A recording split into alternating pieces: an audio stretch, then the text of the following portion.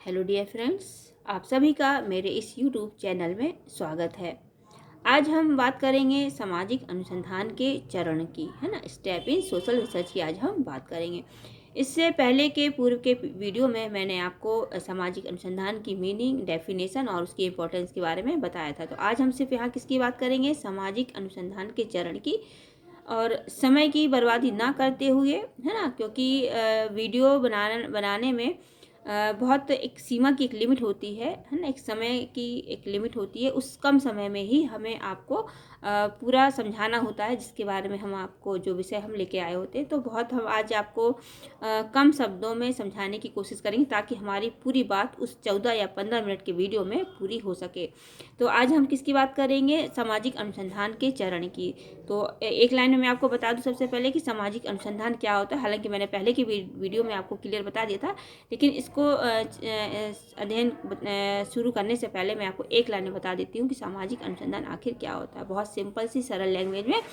कि जब हम समाज से संबंधित समस्याओं या घटनाओं का जब हम अध्ययन करते हैं ना, तो जब उस अध्ययन को हम व्यवस्थित रूप प्रदान करते हैं, वैज्ञानिक आधार पे उसका जब हम अध्ययन करते हैं, तब वो कहलाता है सामाजिक अनुसंधान, है ना। यानी कि महत्वपूर्ण बात क्या है, यहाँ पे हम वैज्ञानिक पद्धति का उपयोग करते हैं सामाजिक अनुसंधान कार्य को करने के लिए, तो वो कहलाता है सामाजिक अनुसंधान। ठीक, तो अब हम किसकी बात करेंगे, सामाजिक अनुसंधान के चरण की, कि वो कौन कौन से स्टेप हैं जिनसे होके गुजर के हम अपना अनुसंधान कार्य पूरा करते हैं। तो ये महत्वपूर्ण वो चरण है जिनके द्वारा ही संभव है कि हम अपने अंतिम निष्कर्ष पे हम पहुंचते हैं अनुसंधान कार्य के द्वारा। तो पहला है आपका विषय का चुनाव, है ना। तो सबसे पहले हमें विषय का चुनाव करना बहुत ज़रूरी होता है कि जब हम किसी अनुसंधान कार्य को जब हम करते हैं, तो विषय तो हमारे पास होना चाहिए कि आखिर हमको किस विषय का अध्ययन करना है ना, किस समस्या का हमें अध्ययन करना है। तो विषय का चुनाव सबसे पहले इम्पोर्टेंट हो जाता है कि हम यहाँ पे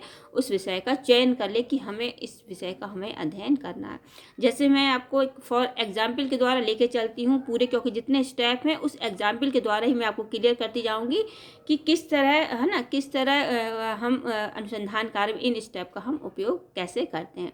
तो फॉर एग्जांपल हमने लिया, मान लीजिए जनजाति, है ना, ट्राइबल्स के ऊपर हमने अध्ययन करना है। तो ट्राइबल्स की जो प्रॉब्लम है, जो उनकी समस्याएं हैं, उनकी सामाजिक, आर्थिक, राजनीतिक जो भी उनकी समस्याएं हैं, उन समस्याओं का हमें अध्ययन का हमें करना है। वो हमने अपना विषय ले लिया कि जनजातियों की सामाजिक, आर्थिक, राजनीतिक समस्याओं का अध्ययन।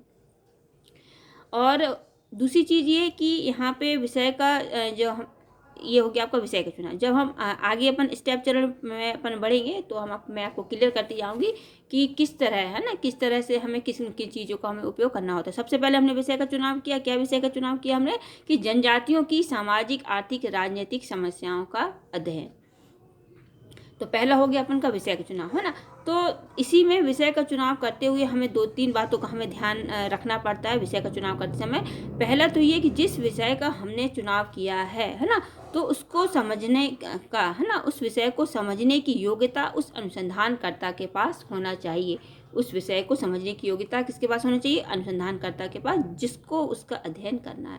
दूसरा ये कि यदि उस विषय से संबंधित अभी तक कोई भी अध्ययन कार्य नहीं हुआ है, तो उसका जो अध्ययन क्षेत्र होता है वो बहुत ही व्यापक नहीं होना चाहिए। ठीक है।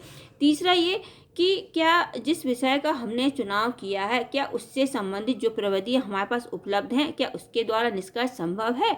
यदि उसके द्वारा निष्कर्ष संभव है, तभी हमें ऐसे विषय का चुनाव करना चाहिए जो हमारे पास उपलब्ध प्रविधियाँ, जो हमारे पास टूल्स, जो टेक्निक हमारे पास है। यदि नहीं है, तो हमें ऐसे विषय का चुनाव करने से बचना चाहिए। फिर नेक्स्ट के हम बात करते हैं, जो स्टेप की हम बात करते हैं, संबंधित साहित्य का अध्ययन। तो दूसरा स्टेप क्या आएगा विषय के चुनाव के, संबंधित साहित्य का अध्ययन, रिव्यू ऑफ लिटरेचर। यानी कि जो हमने विषय लिया है जनजातियों की सामाजिक, आर्थिक, राजनीतिक समस्या का, जो हमें समाजशास्त्री जो हमें अध्ययन करना है, उसका सोशियोलॉजिकल स्टडी हमें जो करनी है, तो उसका संबंध जो भी लिटरेचर है, जो भी साहित्य है, हमें उसका अध्ययन करने के लिए बहुत महत्वपूर्ण है। तो ये जो संबंधित साहित्य का जो अध्ययन है, वो हमें विभिन्न प्रकार की पुस्तकों से, लेखों से, प्रलेखों से, है ना। तो ये हमको वहाँ पे इससे संबंधित लिटरेचर हमको वहाँ पे प्राप्त हो जाता है। तो उनका अध्ययन हमें बहुत आवश्यक हो जाता है। क्यों अध्ययन आवश्यक हो जाता है? क्योंकि उसका अध्ययन करने से जब हम तथ्यों का एकत्रीकरण करते हैं, तथ्यों का जब हम कलेक्शन करते हैं, तो उसकी पुनरावृत्ति से हम बच जाते हैं और जो हमारा अध्ययन होता है वो एक व्यवस्थित एक रूप ले लेता है। ठीक है, तो इसलिए संबंध साहित्य का अध्ययन हमें होना बहुत आवश्यक है। फिर तीसरा स्टेप आता है इकाइयों का निर्धारण तथा स्पष्टीकरण, है ना, डिटरमाइनेशन एंड डिफाइनिंग ऑफ यूनिट्स। यानी कि जो हमने इकाइयों का निर्धारण हमने किया उसका स्पष्टीकरण होना आवश्यक हो जाता है। जैसे फॉर एग्जाम्पल कि जैसे हमने किस इकाई का यहाँ पे नाम लिया है, हम यहाँ पे जनजाति। जनजाति यहाँ पे क्या है? एक इकाई है। तो जिस जनजाति का हमने चयन किया है, जो जनजाति शब्द का जो हमने चयन किया है, वो स्पष्ट होना चाहिए कि जनजाति आखिर होती क्या है। क्योंकि देखिए आप जानते हैं कि जनजातियों को अलग अलग लोग अलग अलग प्रकार से परिभाषित करते हैं। इसे हम वनवासी भी कहते हैं, आदिवासी भी कहते हैं। तो यहाँ पे जो हमने इकाई ली है उसका स्पष्टीकरण स्पष्ट होना आवश्यक है कि आखिर वो जनजाति क्या है ना, किसे हम कहते हैं, ताकि लोग उसकी अलग अलग मीनिंग ना निकाले, है ना। यदि उस इकाई में कन्फ्यूजन है ना, इस इकाई में कन्फ्यूजन है, तो जो हमारा अध्ययन कार्य जो हमारा होगा वो भी कन्फ्यूजन भरा होगा, पूरे टाइम कन्फ्यूजन भरा होगा, और जो निष्कर्ष निकलेगा वो भी कन्फ्यूजन वाला होगा। तो इकाइयों का जो हमने निर्धारण किया है उसका स्पष्टीकरण यहाँ पे होना अति आवश्यक है। फिर चौथा स्टेप है परिकल्पना का निर्माण, फॉर्मेशन ऑफ हाइपोथीसिस, है ना। तो हाइपोथीसिस उपकल्पना एक मैं आपको बता दूं कि हाइपोथीसिस यानी क्या होता है। तो हाइपोथीसिस का मतलब यहाँ पे ये होता है कि अध्ययन कार्य से पहले, विषय के चुनाव से पहले जो अनुसंधान करता होता है, वो एक हाइपोथीसिस उसके दिमाग में पहले से उपजी रहती है कि ये जो हम अध्ययन करेंगे उसका निष्कर्ष ये हो सकता है ना। एक अभी वो प्रमाणित नहीं हुआ है, अभी अध्ययन कार्य शुरू भी नहीं हुआ है, कंप्लीट भी नहीं हुआ, लेकिन वो एक हाइपोथेसिस बना लेता है कि हो सकता है कि जनजातियों की जो समस्याएं हैं, आर्थिक राजनीतिक जो सामाजिक समस्याएं हैं, समाजशास्त्रीय दृष्टिकोण से जो समस्याएं हैं, हो सकता है वो ये समस्याएं उनकी हो। तो ये कहलाती है हाइपोथेसिस। तो एक हाइपोथेसिस का निर्माण इसलिए किया जाता है या इसलिए करना उचित होता है ताकि जब हम अध्ययन कार्य शुरू करते हैं तो हम किसी भटकाव से बच सके, है ना। जो हमें जिस दिशा की ओर बढ़ना है वो हमें थोड़ी सी एक दिशा मिल जाए। जरूरी नहीं है कि हाइपोथेसिस सही ही हो, कई बार गलत भी हो जाती है, लेकिन फिर भी हाइपोथेसिस को पहले से बना लेने से जो अनुसंधान करता होता है वो अनावश्यक एक भ्रम से एक गलत दिशा में जाने की ओर वो बच जाता है, उसकी समय भी उसका बच जाता है ना, उसकी एनर्जी भी बच जाती है। तो उसको एक दिशा मिल जाती है, किससे? हाइपोथेसिस से।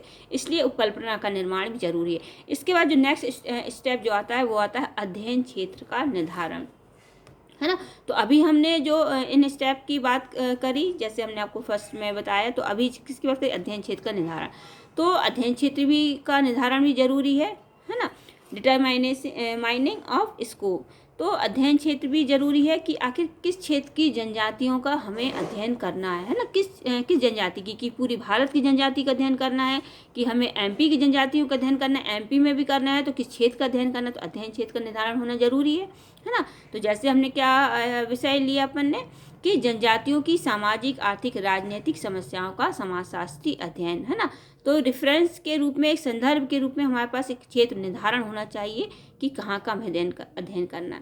तो फॉर एग्जांपल यदि हम बात करें पन्ना नेशनल पार्क का, हम एक अपन रेफरेंस लेते हैं, क्षेत्र लेते हैं कि पन्ना नेशनल जो पार्क है उसके अंतर्गत जो ट्राइबल्स बसे हुए हैं, जो ट्राइबल्स वहाँ पे रहते हैं, ऑलरेडी पहले से रह रहे हैं, और बाद में पन्ना नेशनल जो पार्क है उसके क्षेत्र का निर्धारण हुआ, वहाँ पन्ना नेशनल पार्क बना। उनके पहले से रहने के बावजूद उस क्षेत्र को क्या बना दिया गया? पन्ना नेशनल पार्क। अब उनके रहते हुए उस क्षेत्र को पन्ना नेशनल पार्क बना देना, कई नियमों को, नेशनल पार्क के जो नियम होते कई नियमों को लागू कर देना, उनके रहते हुए लागू कर देना, है ना। उनका जो विस्थापन अभी करने में समय लगना, विस्थापन अभी नहीं हुआ, विस्थापन की प्रोसेस में अभी टाइम लगना है, लेकिन अभी वो वहाँ रह रहे हैं। तो वहाँ रहते हुए उन जनजातियों के सामने जो समस्याएं उत्पन्न होना चालू हुई, वहाँ की सामाजिक आर्थिक राजनीतिक शैक्षणिक जो वहाँ की समस्याएं वहाँ पे जो चालू हुई, उन समस्याओं का अध्ययन वहाँ पे उनका करना, है ना। तो अध्ययन क्षेत्र का निर्धारण तय होना बहुत ज़रूरी है कि हमें किस क्षेत्र का हमें अध्ययन करना है। तो जिस जनजाति की हम बात कर रहे हैं उन, है ना, तो वो कहाँ की जनजातियों की हम बात कर रहे हैं? पन्ना नेशनल पार्क के अंदर जो जनजातियाँ जो रह रही हैं, जो निवास कर रही हैं, पहले से कर रही हैं, उनकी समस्याओं का हमें अध्ययन करना है। ठीक है, तो ये आपका क्षेत्र क्या हो गया? पन्ना नेशनल पार्क। फिर नेक्स्ट हम बात करते हैं सूचना दाताओं का चयन, है ना। अभी इतने स्टेप होने के बाद अब क्या बचता है? सूचना दाताओं को चयन, यानी कि किन से हमें सूचनाओं को, है ना, किन सूचना दाताओं से, कितने सूचना दाताओं से हमें तथ्यों का हमें सूचना दाताओं का हमें चयन करना है ना। तो जैसे मान लीजिए हमने एग्जाम्पल लिया पन्ना नेशनल पार्क की, जनजातियों का हमें अध्ययन करना है, तो वहाँ जितनी जनजातियाँ हैं, वहाँ उसके अंतर्गत जो गाँव बसे हुए हैं, पूरे गाँव का हमें अध्ययन करना है, या गाँव में जितने लोग हैं पूरे उनके ट्राइबल्स का अध्ययन करना है कि उनमें से कुछ लोगों का हमें अध्ययन करना है। तो ये हमें चयन करना होता है, सूचना दाताओं का हमें चयन करना होता है। तो सूचना दाताओं का चयन करते समय भी हमें ये बहुत ध्यान रखना होता है कि हमारा जो एरिया, हमने क्षेत्र जो लिया है वो कितना है। यदि व्यापक एरिया है तो हमारा सूचनादाता को जो चयन होगा उसी आधार पे होगा। छोटा एरिया है तो उसी आधार पे सूचनादाताओं का चयन होगा। लेकिन सबसे महत्वपूर्ण बात यहाँ पे ये होती है, जो हम सूचनादाताओं को जब हम चयन करते हैं, ना तो वो बहुत कम होना चाहिए और ना ही बहुत अधिक होना चाहिए, है ना। तो बीच की कैटेगरी का होना चाहिए, क्योंकि कम लेने से हमें निष्कर्ष हमको अच्छे तरीके से प्राप्त नहीं होंगे। ज़्यादा का हम चयन करेंगे तो ज़्यादा चयन करने से वो कार्य हमारा जटिल हो जाएगा। इसलिए कभी भी जब सूचनादाता को चयन करते हैं तो उस हमें ना कम लेना चाहिए ना ही अधिक, एक बीच की हमको लेना चाहिए, ताकि अध्ययन आसानी से पूर्ण हो सके। फिर नेक्स्ट हम बात करते हैं सूचना के स्रोतों का निर्धारण, डिटरमाइनेशन ऑफ सोर्स ऑफ इंफॉर्मेशन, यानी कि जो हमें किन किन स्रोतों का, किन सोर्सों का हमें उपयोग करना है सूचनादाताओं को लेते समय। यानी कि जो स्रोत होते हैं, है ना, वो दो प्रकार के होते हैं, प्राथमिक स्रोत, द्वितीयक स्रोत, प्राइमरी सोर्सेस और सेकेंडरी डाटा, है ना। तो जब हम इनकी बात करते हैं, प्राइमरी और सेकेंडरी की जब हम बात करते हैं सूचना के स्रोतों के निर्धारण में, कि प्राथमिक स्रोत वो स्रोत कहलाते हैं, प्राइमरी सोर्सेज वो कहलाते हैं कि जब हम किसी का अध्ययन, समस्या का, किसी का जब हम अध्ययन करते हैं, जब पहली बार हम उसका अध्ययन करते हैं, उससे पहले उससे संबंधित किसी ने अध्ययन नहीं किया, तो वो कहलाता है प्राथमिक स्रोत। ठीक है।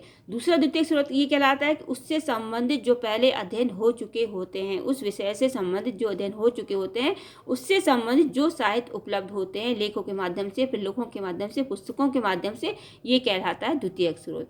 तो अधिकांशतः जब अनुसंधान कार्य किया जाता है, तो जो अनुसंधान करता होता है अपने अध्ययन के दौरान इन प्राथमिक स्रोतों का जरूरत के हिसाब से और द्वितीय स्रोत दोनों का उपयोग किया जाता है। वो विषय पे डिपेंड करता है कि आखिर हमने विषय किस तरह का हमने लिया। तो जनरली प्राथमिक स्रोत और द्वितीय स्रोत दोनों का होता है। कम और अधिक मात्रा में ये अपन डिवाइड कर सकते हैं कि हमें किसकी अधिक आवश्यकता है ना। तो हम अपन ने क्या टॉपिक लिया था? जनजातियों की सामाजिक, आर्थिक, राजनीतिक, शैक्षणिक समस्याओं का समाजशास्त्रीय अध्ययन का हमने जो लिया था। तो इसका अध्ययन करने पे सबसे ज़्यादा हमें ज़रूरत पड़ेगी किसकी? प्राथमिक स्रोत के अध्ययन पड़ेगी। जो हम डाटा कलेक्शन करेंगे वो प्राथमिक स्रोत के माध्यम से करेंगे, और थोड़ा बहुत हमें किसकी आवश्यकता पड़ेगी? द्वितीय स्रोत की आवश्यकता पड़ेगी। क्यों पड़ेगी? क्योंकि जैसे जनजाति के बारे में हमें स्पष्टीकरण करना है कि जनजाति आखिर क्या होती है, तो जनजाति के एक्सप्लेन के लिए हमें द्वितीय स्रोत की आवश्यकता पड़ेगी।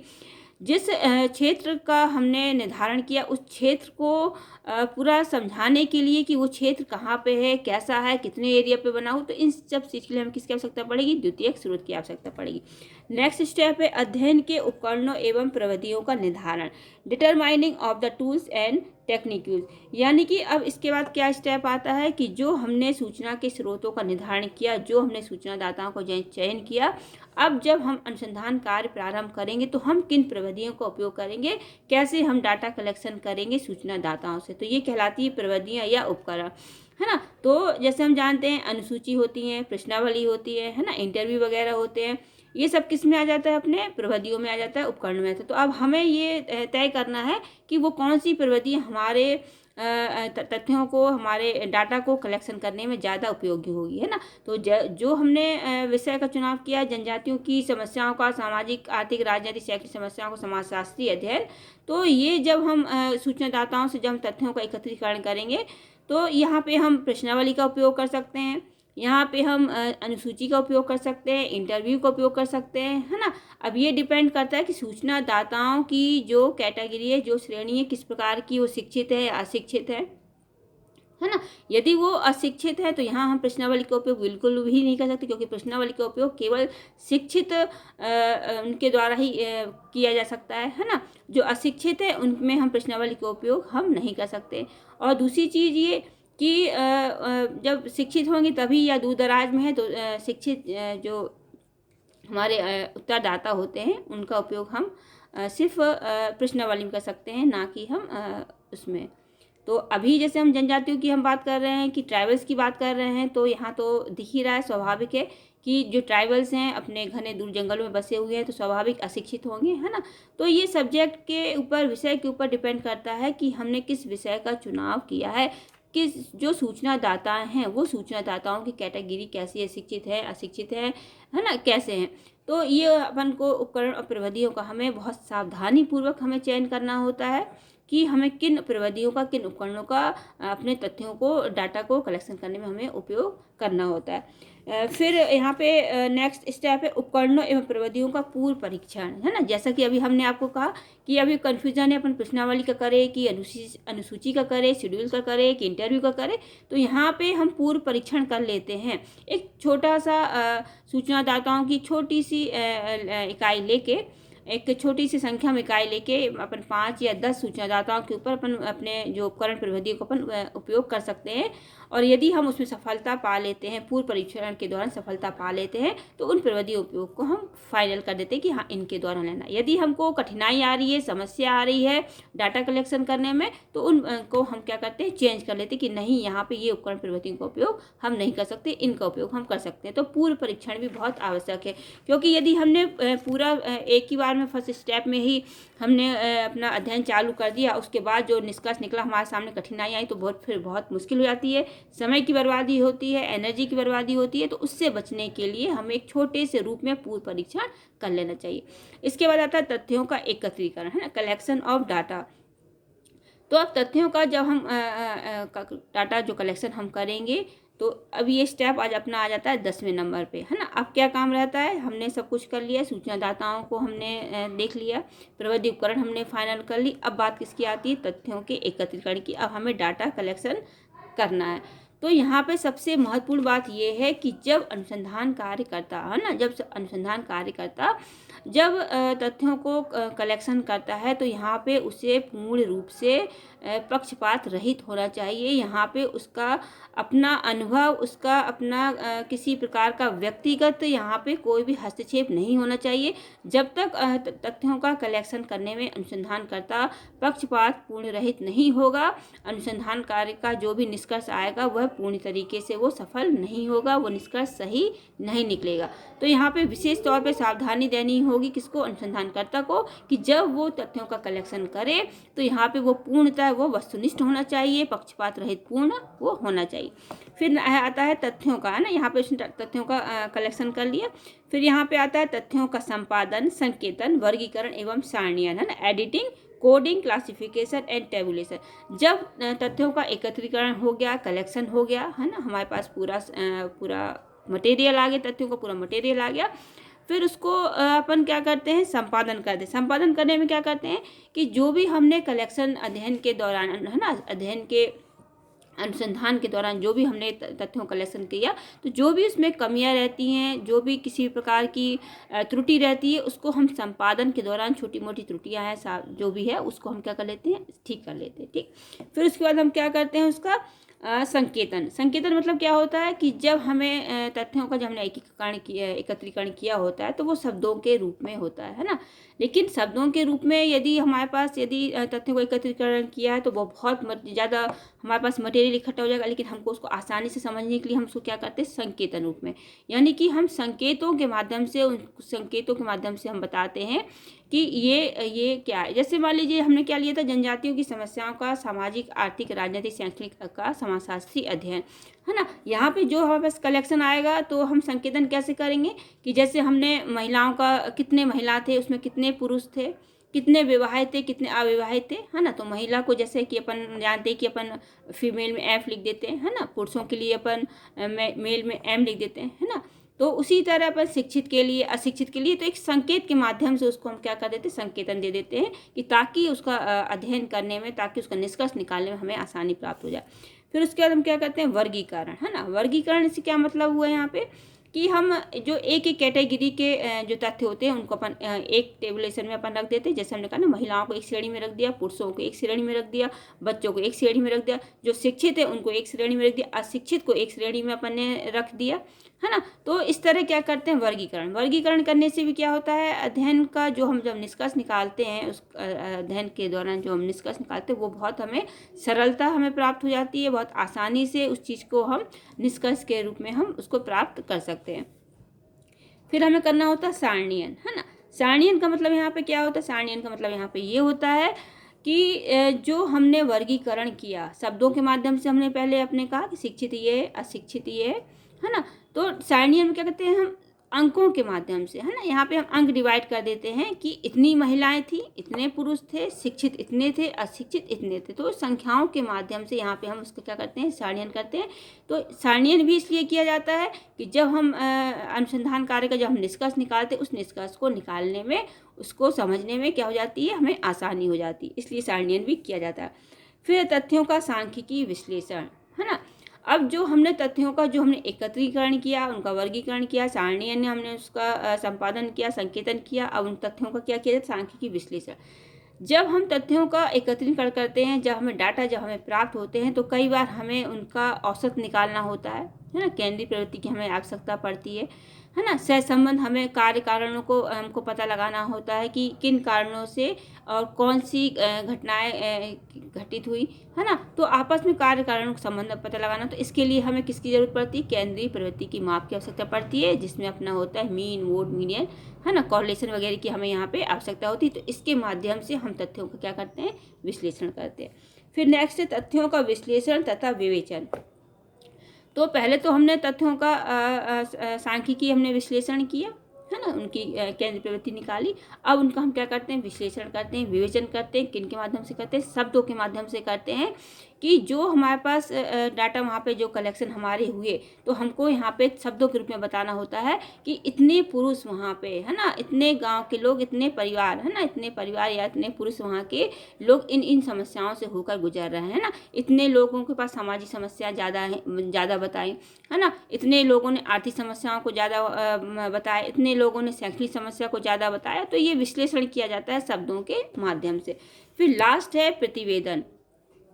प्रतिवेदन का प्रस्तुतिकरण, प्रेजेंटेशन ऑफ रिपोर्ट, ये सबसे महत्वपूर्ण अनुसंधान का स्टेप होता है, चरण होता है। क्योंकि जितना हमने जो अध्ययन हमने पूरा किया, पूरा हमने तथ्य कलेक्शन किया, पूरा विश्लेषण किया, सब कुछ किया, इस रिपोर्ट राइटिंग के माध्यम से ही हम जन सामान्य के समक्ष अपना पूरा अध्ययन क्या करते हैं, हम प्रस्तुत करते हैं।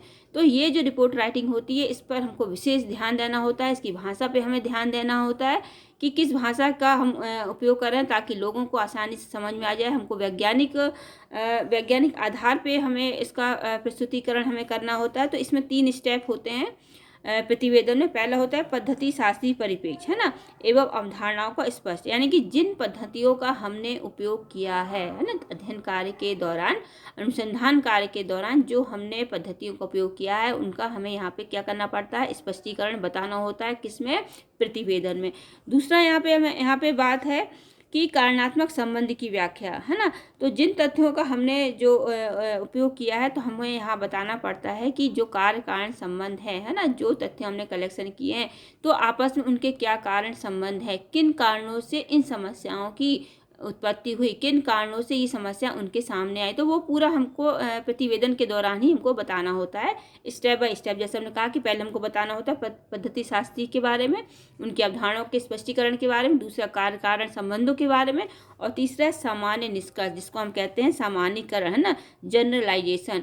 तो प्रतिवेदन के को देने के बाद हम एक निष्कर्ष बताते हैं कि जो सारा हमने अध्ययन किया, जो हमने जनजातियों की सामाजिक, आर्थिक, राजनीतिक समस्याओं का जो हमने समाजशास्त्री जो हमने अध्ययन किया, हमारा निष्कर्ष क्या निकला, है ना, कि हमारा निष्कर्ष क्या निकला कि उन जनजातियों को वास्तविक रूप से किन किन समस्याओं से होके गुजरना पड़ता है, किन से अधिक समस्याओं से होके गुजरना पड़ता है, और किन कारणों से उनको इन समस्याओं का सामना करना होता है, और जो समस्याओं का सामना करना होता है उसके क्या क्या समाधान हो सकते हैं, है ना, उनके क्या क्या समाधान हो सकते हैं। तो ये पूरा किस में आ जाता है, अपना आपका प्रतिवेदन में, है ना, रिपोर्ट राइटिंग में आपका ये प्रेजेंटेशन ऑफ रिपोर्ट में आपका आ जाता है। तो ये कहलाते हैं सामाजिक अनुसंधान के चरण। इन चरणों से गुजरने के बाद ही आप किसी अनुसंधान कार्य को आप पूरा कर सकते हैं, या वो पूरा कहलाता, कंप्लीट कहलाता है, या आप उसमें सफल हो सकते हैं, और तभी वो अनुसंधान कार्य कहलाता है ना। क्योंकि ये चरण, ये वैज्ञानिक पद्धति है के चरण हैं, चाहे वो भौतिक विज्ञान हो, चाहे वो सामाजिक विज्ञान हो, हमें इन पद्धतियों का, इन चरणों का, इन स्टेप से होके गुजर के ही अनुसंधान कार्य को पूरा किया जाता है। तो बस मैं आज आपको इतना ही बताऊंगी, क्योंकि वीडियो का जो समय है वो ज़्यादा हो जाता है। तो मैंने आपको एक सरल लैंग्वेज में बताने की मैंने आपको कोशिश की कि सामाजिक अनुसंधान के चरण क्या होते हैं। उम्मीद है कि आपको सामाजिक अनुसंधान के चरण समझ में आ गए होंगे। और अब मैं आपसे नेक्स्ट वीडियो में मिलूँगी एक नए टॉपिक के साथ। तब तक के लिए धन्यवाद, नमस्ते।